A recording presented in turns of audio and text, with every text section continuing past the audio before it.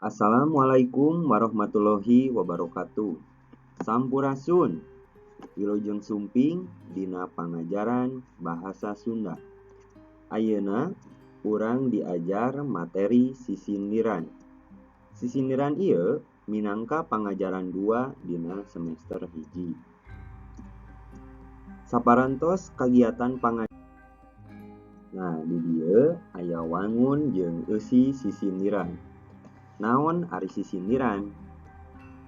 Sisindiran nyata salah sahiji karya sastra Sunda dina wangun puisi. Sisindiran teh asalna tina kecap sindir, hartina omongan atawa caritaan anu dibalibirkeun atawa henteu togmol. Maksudna henteu togmol nyata henteu langsung kanu inti anu bade dicarioskeun. Aya oge numutkeun M.A. Salmun. Nah, anjeunna netelakeun yen sisindiran bisa disebut oge kasenian ngareka basa anu diwangun ku cangkang jeung eusi pikeun ngedalkeun maksud anu henteu saceplakna bari dipamrih karesmianana. Teras, sisindiran mangrupa karya sastra wangun ugeran anu diwangun ku 4 jajaran. Tiap jajaran diwangun ku 8 engang. Jajaran kahiji jeung jajaran kadua mangrupa cangkang, jajaran katilu jeung kaopat mangrupa eusi. Upama nilik kana wanguna, sisindiran teh kauger atanapi dibatasi ku purwakanti atanapi sasarwaan kecap atawa engang. Jumlah engang atanapi suku kata dina unggal jajar atanapi padalisan jeung jumlah padalisan dina unggal pada. Kukituna sisindiran teh kaasup kana karya sastra wangun ugeran atanapi puisi.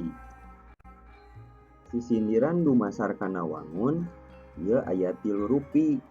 Nu kahiji rarakitan, anu kadua paparikan, anu katilu wawangsalan. Oke, urang bahas hiji-hiji. Anu kahiji urang ngabahas heula sisindiran dina wangun rarakitan.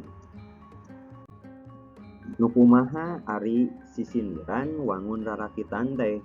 Nah, di dieu tos diserat.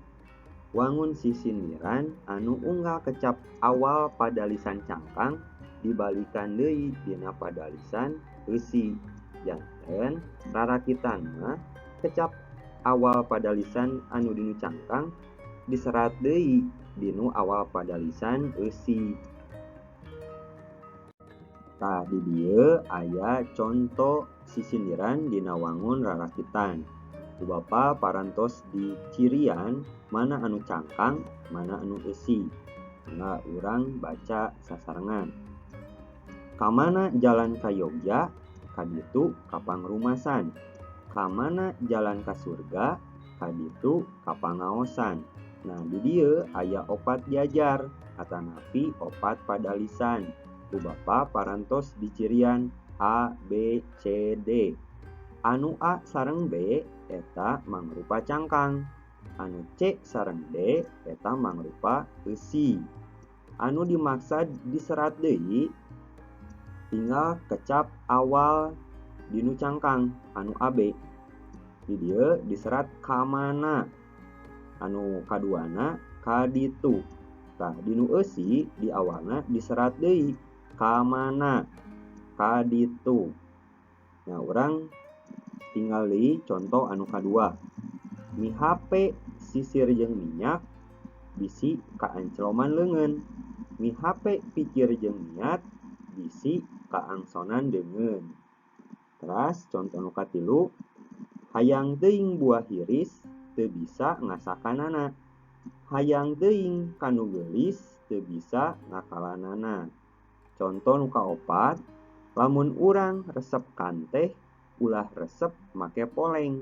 Lamun urang leutik keneh ulah resep ngomong goreng. Rarakitan ngagaduhan sababaraha ciri. Tah, ciri nu kahiji nyaeta diwangun ku 4 padalisan diwengku ku cangkang jeung eusi. Ciri anu kadua, unggal pada lisan diwangun ku 8 engang. Ciri nu katilu, pada lisan kahiji jeung kadua disebut cangkang, pada lisan katilu jeung kaopat disebut eusi. Ciri anu kaopat nyaeta kecap mimiti dina pada lisan kahiji cangkang sarua jeung kecap mimiti dina pada lisan katilu eusi. Kecap mimiti pada lisan kadua cangkang sarua jeung kecap mimiti pada lisan kaopat eusi. Nah ieu sami sareng anu contoh tadi. Tadi Bapak parantos nyaurkeun yen dina sisindiran teh nyata kaungger ku jumlah engang. Saberiji jumlah engangna? Nah di dieu Bapak parantos misah-misahkeun aya 8 nomor. Aya 4 pada lisan teras 8 nomor. Ieu kanggo naon? Ieu kanggo ngetang jumlah engang teh ya. Teras ieu kecap mimiti nu sarua. Kusabab ieu sisindiran rarakitan janten kecap anu saruana nyaeta di kecap mimiti ya. Ayeuna urang ngetang jumlah engangna. Ka mana jalan ka Yogya. Eta sapada lisan aya 8 ya dina cangkang. Teras pada lisan kadua masih cangkang ka ditu ka pangrumasan. Nah eta pada lisan kadua dina cangkang. Teras pada lisan katilu dina eusi ka mana jalan ka surga. Teras pada lisan kaopat dina eusi ka ditu ka pangaosan. Nah janten engke pami hideep ngadamel sisindiran rarakitan anu kedah diperhatoskeun nyaeta kecap mimiti anu sami dinu cangkang anu diserat deui dinu eusi. Teras jumlah engangna teu kenging kirang, teu kenging leuwih. Paminilik tina eusina sisindiran teh aya anu piwuruk, silih asih, sareng sesebred. Nah nu kumaha ari piwuruk? Piwuruk mah eusina teh nyaritakeun perkara nasehat atanapi papatah. Pami silih asih mah nyaritakeun perkara kanyaah atawa kasih atanapi cinta. Pami sesebred mah eusina teh banyol, heureuy atanapi humor. Jadi dia saya contohna urang baca heula anu piwuruk. Lamun urang hayang sehat tangtu kudu olahraga. Lamun urang getol salat tangtu bakal asup surga. Eta anu piwuruk. Teras ayeuna nu silih asih. Hayang boga jaket lepis ngan eueuh keur meulina. Hayang boga bojo geulis ngan eueuh anu narima. Eta silih asih. Teras anu sesebred. Katojo ku panon poe ditiungan daun pandan. Lalajo ninggang disuwe diciuman ku nu edan. Nah eta sesebrednya janten eusina teh banyol.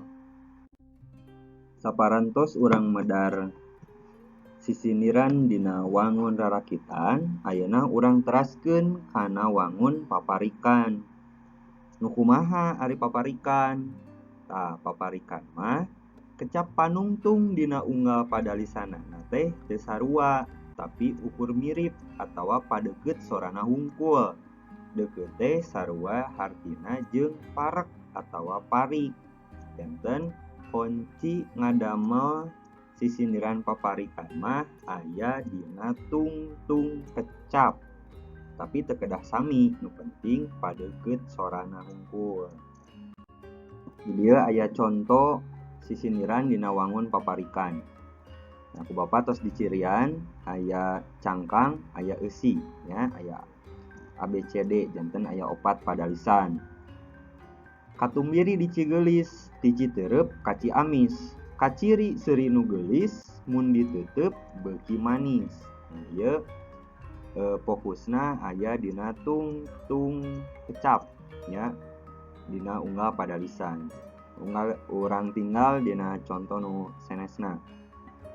Aya manuk dina pager, nasukuna aya bola. Lamun urang hayang pinter, kudu getol ka sakola.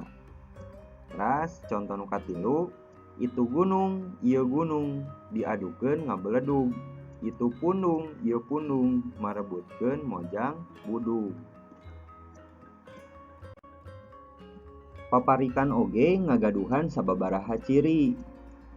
Anu kahiji, diwangun ku opat padalisan, ngawengku cangkang jeung eusi.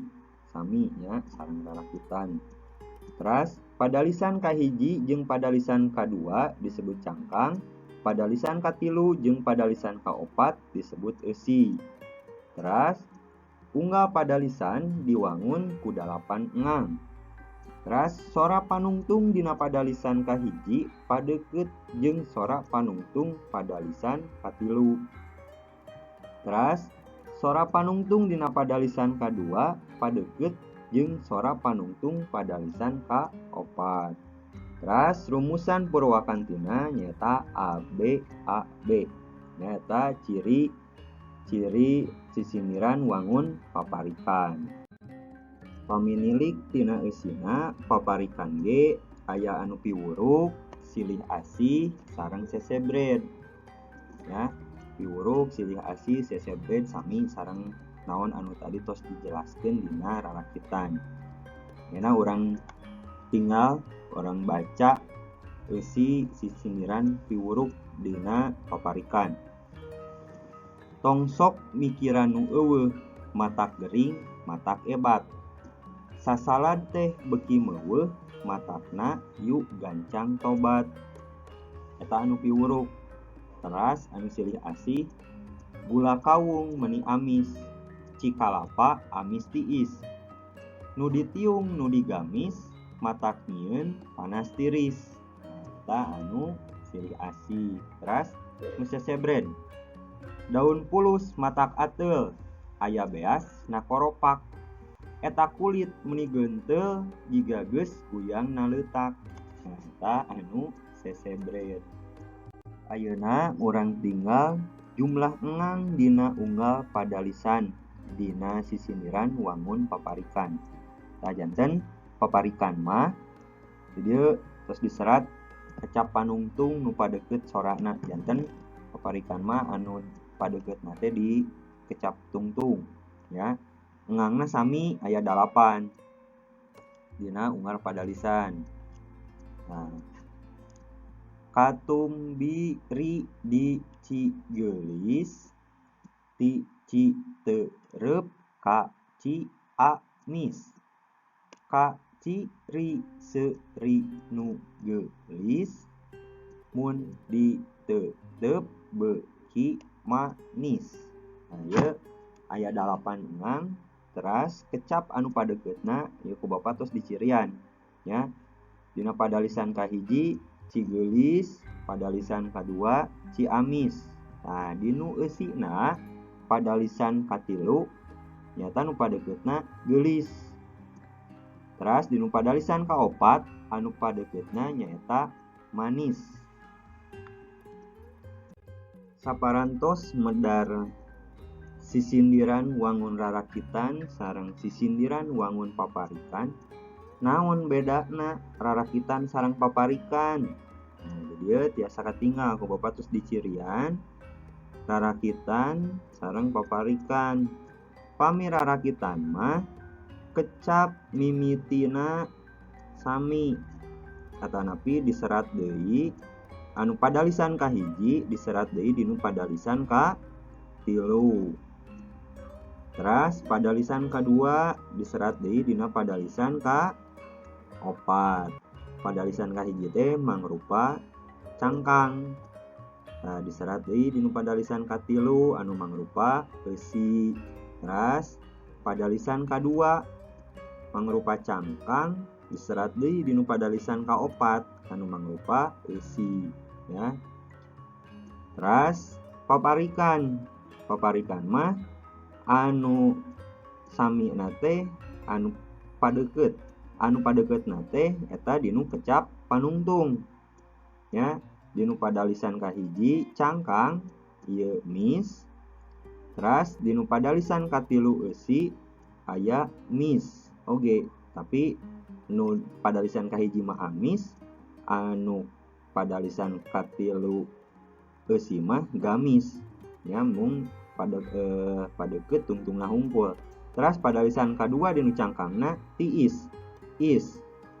Nah, di dieu anu padeukeutna nyata is dinu padalisan kaopat eusi. Ya, janten eta bedana. Teras wangun anu katilu nyata aya wawangsalan. Numutkeun Kamus Basa Sunda R.A. Danadi Brata, wawangsalan teh diterangkeun kieu. Ungkara basa anu nyumputkeun maksud anu saenyana ku nyebut kecap anu padeukeut jeung anu dimaksud. Nah, janten wawangsalan mah sami sareng teteguhan atanapi tatarucingan. Mangga urang tinggal contoh wawangsalan. Nah, di dieu aya 3 contoh wawangsalan. Ya, 3 contoh wawangsalan. Ayeuna tinggal nu kahiji, imah ngambang di sagara moal kapalang nyabela. Nah, janten wawangsalan mah ngan diwangun ku 2 padalisan. Anu kahiji cangkang, anu kadua eusi. Nah, dinu cangkang ieu aya kisi-kisi ya, anu kedah diteguh dinu padalisan kahiji. Nah, kluna aya dinu padalisan kadua. Ya, kanggo ngajawab non wangsal dinu padalisan kahiji. Di dieu imah ngambang.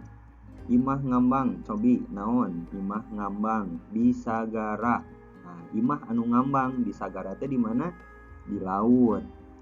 Imah ngambang di sagara. Nah, di dieu kluna naon? Aya moal kapalang nyabela. Moal kapalang nyabela. Nah, imah ngambang di sagara berarti wangsalna kapal. Ya. Nah, ayeuna urang tinggal contoh anu kadua. Teu beunang di tiwu leuweung, teu beunang di pikasono. Nah, ya, wangsalna kira-kira naon? Nah, di dieu cangkangna teu beunang di tiwu leuweung. Ya. Nah, kluna aya teu beunang di pikasono. Berarti wangsalna nyaeta kaso. Teras anu katilu, dadampar di pagulingan. Geuning salira teu surti. Dadampar teu surti berarti wangsalna kasur. Ya, janten kitu wawangsalan mah cangkang jeung eusi teh aya nu kedah di waler gitu nya. Nah, nanti dinu wangsal dinu padalisan kahiji eta disumputkeun nya wangsalna. Dinu padalisan kadua aya klu kanggo ngajawab wangsal dinu padalisan kahiji. Teras wawangsalan ngagaduhan sababaraha ciri. Nyata nu kahiji, unggal padalisan diwangun ku 8 engang. Ya, sami eta mah wangunan engang nama sareng rarakitan sareng paparikan aya 8. Teras diwangun ku 2 padalisan. Nah, ieu nu bentena sareng rarakitan sareng paparikan. Pami rarakitan mah 4, paparikan mah 4, wawangsalan mah mung aya 2. Teras padalisan kahiji disebut cangkang, padalisan kadua disebut eusi. Bagian cangkang mangrupa keterangan ngeunaan hiji barang atawa hal. Nah, teteguhan nya nu kedah diteguhna. Eta barang atawa hal kudu diteangan tina salah sahiji kecap sasora nu aya dina bagian eusi. Nah, janten dinu padalisan kahiji eta teteguhanana, dinu padalisan kadua aya salah sahiji kecap sora anu kanggo ngajawab dinu padalisan kahiji nya teteguhan dinu padalisan kahiji. Terus ciri anu salajengna nyata polana A B ya sabab ngan dua padalisan teh ya. Terus anu salajengna pakaitna cangkang jeung eusi ku ayana wangsal anu murwakanti jeung kecap konci anu jadi inti dina padalisan eusi. Nah pakaitna cangkang jeung eusi jadi murwakanti nya janten si kecap kunci atanapi clue ieu pasti murwakanti sareng anu aya dinu cangkang padalisan kahiji janten tiasa neguhna aya kecap anu murwakanti atanapi anu padeukeut sorana ya. Nah eta ciri wawangsalan. Sakitu materi sisiniran anu tiasa ku Bapa di pedar dipasihkeun mangga hidup tiasa dipelajari deui langkung teleb materina dibaca deui dipelajari deui ngarah tiasa langkung jelas langkung ngartos kana materi sisindiran janten engke waktos dipasihan tugas kanggo ngadamal sisindiran tos teu pahili mana sisindiran lalakitan mana sisindiran paparikan. Teras pami dipiwara ngadamal wawangsalan oge tos biasa. Sakitu ti Bapa, hatur nuhun. Assalamualaikum warahmatullahi wabarakatuh.